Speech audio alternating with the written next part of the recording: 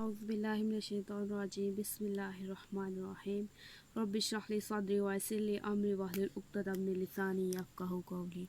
अस्सलामु अलैकुम, welcome to my channel DNS। आज हम 10th क्लास का की बायोलॉजी का first chapter gaseous exchange start करेंगे। ठीक है, तो सबसे पहले हम क्या पढ़ेंगे, गैशियस एक्सचेंज का हम इंट्रोडक्शन पढ़ेंगे। ठीक है, तो गैशियस चैप्टर का क्या नाम है जी, गैशियस एक्सचेंज, गैसों का तबादला। ठीक है, अब इसमें देखें आप, गैशियस एक्सचेंज को समझने के लिए सबसे पहले आपको पता होना चाहिए कि सेलुलर रेस्पिरेशन क्या है। ठीक है, तो सबसे पहले हम कुछ टर्म्स देख लेंगे। पहली टर्म है हमारे पास सेलुलर रेस्पिरेशन। ये आप 9th क्लास में पढ़ चुके हैं। अगेन रिपीट कर लेते हैं जी। सेलुलर रेस्पिरेशन में क्या होगा, it is a process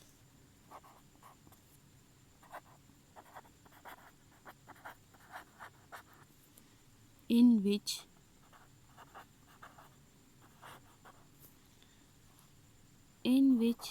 the carbon to hydrogen bonds in food are broken by oxidation reduction, या फिर आप ये कह लें कि by redox reactions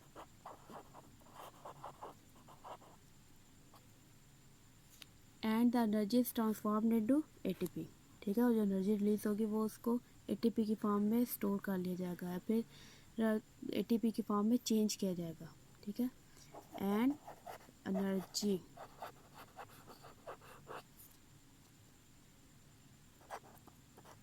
is transformed into ATP। ये डेफिनेशन थी। अब इसको ना हम एक बार रिपीट कर लेते हैं। ठीक है, मतलब समझ लेते हैं। पहले आपने समझा वैसे 9th क्लास में। सबसे पहले देखें सेलुलर रेस्पिरेशन में क्या होगा कि ये एक ऐसा अमल है जो आप खुराक खाते हैं। ठीक है, जो आप खुराक खाते हैं उसमें सबसे ज़्यादा जो चीज़ पाई जाती है वो होते हैं कार्बोहाइड्रेट्स। ठीक है, अब वो डिपेंड करता है पर्सन टू पर्सन के वो अपनी खुराक किस तरह से चेंज करते हैं। ठीक है, कुछ लोग ज़्यादा प्रोटीन लेते हैं। ठीक है, कार्बोहाइड्रेट्स कम लेते हैं। इसी तरह से जो मेन आपके पास है कार्बोहाइड्रेट्स। ठीक है, और मोस्टली हमारी जो खुराक होती है वो ग्लूकोज पर मुश्तमिल होती है। ठीक है, ग्लूकोज। अब ग्लूकोज है जो C6H12O6। ठीक है, इसके अंदर जो कार्बन टू हाइड्रोजन बॉन्ड्स हैं। ठीक है, अगर इसका स्ट्रक्चर हम देखें तो ये सबसे पहले क्या है, ये कुछ इस तरह से 5 और ये 6,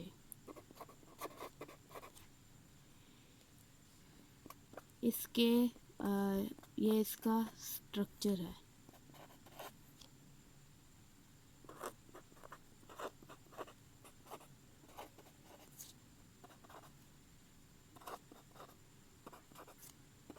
ठीक है, तो इसके अंदर कार्बोहाइड्रेट क्या है, ये ऑर्गेनिक है। ठीक है, तो ऑर्गेनिक में मेन चीज़ क्या होती है, ये ऑर्गेनिक है। ऑर्गेनिक में मेन चीज़ क्या है, हमने पढ़ी है कार्बन और हाइड्रोजन का बॉन्ड होगा। ठीक है, तो यहाँ पे भी क्या है, कार्बन और हाइड्रोजन की बॉन्डिंग मौजूद है। ठीक है, अब देखें जब कार्बोहाइड्रेट्स जो ग्लूकोज है, ठीक है, ये जो बॉन्डिंग है, ठीक है, ये जो बॉन्डिंग है कार्बन टू हाइड्रोजन जो बॉन्ड्स बने हुए हैं, जब इसको तोड़ा जाएगा, ठीक है, तो आपने पीछे ये पढ़ा हुआ है कि जब बॉन्ड को तोड़ा जाता है तो क्या होता है, एनर्जी रिलीज होती है। ठीक है, जो बॉन्ड बनने के दौरान एनर्जी स्टोर हो चुकी होती है वो क्या होती है, वो रिलीज होती है जब बॉन्ड टूटता है। ठीक है, अब वो जो एनर्जी रिलीज होगी उसको एटीपी की फॉर्म में जो है उसको एनर्जी को एटीपी की हालत में चेंज किया जाएगा। ठीक है, फिर आगे से यूज़ किया जाएगा। अब एटीपी क्या है, ये एनर्जी करेंसी है। ठीक है, ऑफ सेल। पाकिस्तान की एनर्जी करेंसी क्या है, पाकिस्तान की करेंसी क्या है, रुपया, ठीक है। इसी तरह से अमेरिका की क्या है, डॉलर, ठीक है। तो करेंसी मतलब अगर आप वो डॉलर पाकिस्तान में दें, ठीक है, किसी आम आप स्टोर पे जाएं, ठीक है, तो उसको आप डॉलर दें तो वो डॉलर रिसीव नहीं करेगा, ठीक है, वो कहेगा उसको पैसे किस में चाहिए, रुपया में, ठीक है। तो इसी तरह से सेल्स के अंदर भी क्या है, और भी मुख्तलिफ फॉर्म्स होती हैं एनर्जी की, जीटीपी है, एनएडीपीएच है, एनएडीपी है, एफएडीएच है, ठीक है। लेकिन एटीपी की फॉर्म में यूज़ की जाती है, इस वजह से इसको क्या कहते हैं, energy currency of the cell, ठीक है। क्लियर हो गया। अब इसकी इक्वेशन देख लें। इक्वेशन आपने मस्त लिखनी है। सेलुलर एस्पिरेशन की ये डेफिनेशन है, ठीक है। उसके बाद इसकी हम लिखने लगे हैं इक्वेशन। C6H12O6 जो ग्लूकोज है उसको ऑक्सीजन की मौजूदगी में तोड़ा जाएगा, ठीक है। और हमारे पास क्या बनेगा, कार्बन डाइऑक्साइड, वाटर, ठीक है। और साथ में हमारे पास क्या है, एटीपी। क्लियर है, ये इक्वेशन है सेलुलर रेस्पिरेशन की, तो ये आपने ज़रूर लिखनी है। अच्छा, अब देखें जी, हाँ, दो तरह की रेस्पिरेशन होती है, आपको याद होगा पीछे वाला कि रेस्पिरेशन दो तरह की होती है, एक होती है एरोबिक और दूसरी होती है एनएरोबिक, ठीक है। सबसे पहले हमने क्या देखा है, एक बार दोबारा रिपीट करने लगी हूँ, सेलुलर रेस्पिरेशन, इसकी हमने डेफिनेशन देखी है, ठीक है। डेफिनेशन में हमने क्या देखा है, a process in which the C H bonds, ठीक है, कार्बन टू हाइड्रोजन जो बॉन्ड्स हैं वो तोड़े जाते हैं, ठीक है। रिडॉक्स रिएक्शंस, यानी कि रिडॉक्स दो अल्फाज का मौजूद मुँह है ना, रिडक्शन और ऑक्सीडेशन का, ठीक है। रिडक्शन और ऑक्सीडेशन रिएक्शंस के ज़रिए से क्या किया जाता है कि बॉन्ड्स को तोड़ा जाता है, और बॉन्ड्स को तोड़ने से जो एनर्जी रिलीज़ होगी उसको क्या किया जाता है, उसको एटीपी की हालत में चेंज किया जाता है पहले, ठीक है। फिर अगर एटीपी ज़्यादा हो, ठीक है, तो उसको दूसरी फॉर्म्स में भी चेंज किया जा सकता है। अच्छा, अब यहाँ इक्वेशन है, ठीक है। इक्वेशन हमने देखी जिसमें क्या था, ग्लूकोज ऑक्सीजन की मौजूदगी में टूटेगा तो क्या बनेगा, कार्बन डाइऑक्साइड, वाटर और एटीपी रिलीज होगी, ठीक है। अब रेस्पिरेशन की दो टाइप्स हैं, ठीक है, टाइप्स ऑफ रेस्पिरेशन, ठीक है। कौन कौन सी है जी, एक है एरोबिक रेस्पिरेशन और दूसरी है एनएरोबिक। पहली है जी एरोबिक और दूसरी है एनएरोबिक।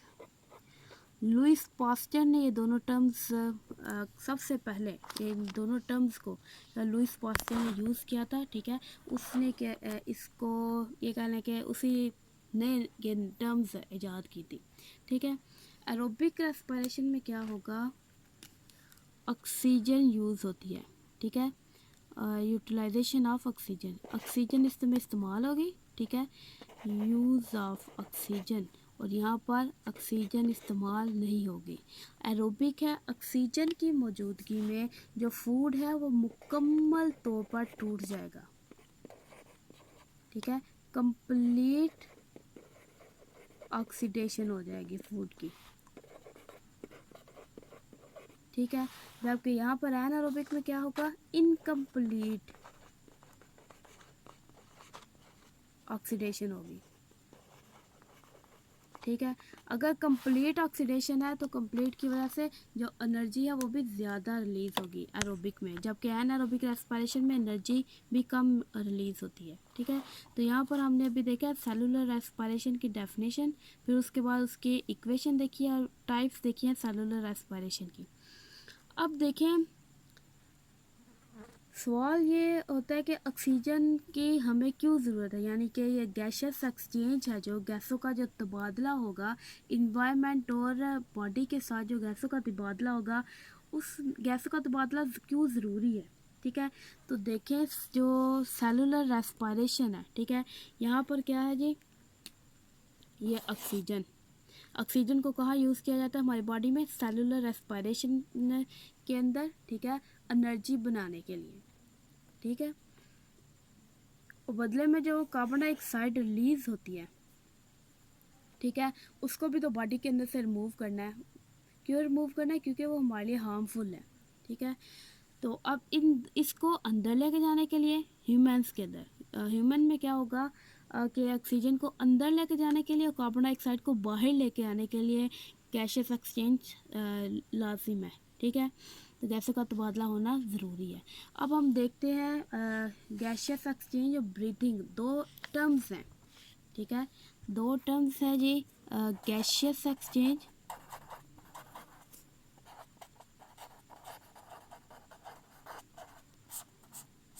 ठीक है, और दूसरा है जी ब्रीथिंग। डिटेल में आपको तभी पता चलेगा जब हम पूरा चैप्टर कंप्लीट हो जाएगा, फिर आपको सही डिटेल में समझ आ जाएगी कि गैसियस एक्सचेंज और ब्रीथिंग में क्या फ़र्क है। लेकिन आप यहाँ देखें, गैसियस एक्सचेंज है, ठीक है, मतलब गैसों का तबादला, ये एक बायोकेमिकल प्रोसेस है, ठीक है, बायोकेमिकल प्रोसेस है। जबकि जो ब्रीथिंग है ये एक मैकेनिकल प्रोसेस है, मैकेनिकल और फिजिकल प्रोसेस, ठीक है। तो ये दोनों मुख्तलिफ टर्म्स हैं, कभी भी इनको सेम नहीं कह देना, ठीक है। ब्रीदिंग में क्या होता है, अब सांस अंदर लेके जाते हैं और बाहर निकालते हैं, ठीक है। गैसियस एक्सचेंज में क्या होगा कि गैसों का तबादला होगा, बॉडी का जो स्पेसिफिक ऑर्गन है, ठीक है, फॉर एग्जांपल हमारे अंदर ह्यूमंस के अंदर, ठीक है, क्या होगा, एल्वियोलाई है, एक लंग्स के अंदर छोटे ना, बिल्कुल छोटी छोटी ना थैलियाँ मौजूद होती हैं, हवा की थैलियाँ, ठीक है, उसको हम कहते हैं एल्वियोलाई। अब जो एल्वियोलाइज हैं, ठीक है, उसको घेरा होता है किसने, ब्लड वेजल्स ने, ठीक है।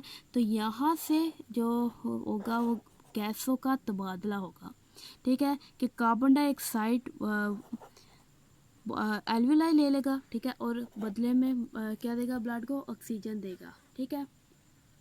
तो ये इस तरह से गैसों का तबादला होगा, ये गैसियस एक्सचेंज है। जबकि ब्रीथिंग में क्या होगा, आप ये देखेंगे कि आप किस तरह से हवा को अपनी बॉडी से बाहर निकालते हैं, ठीक है, और किस तरह से बॉडी के अंदर लेकर जाते हैं।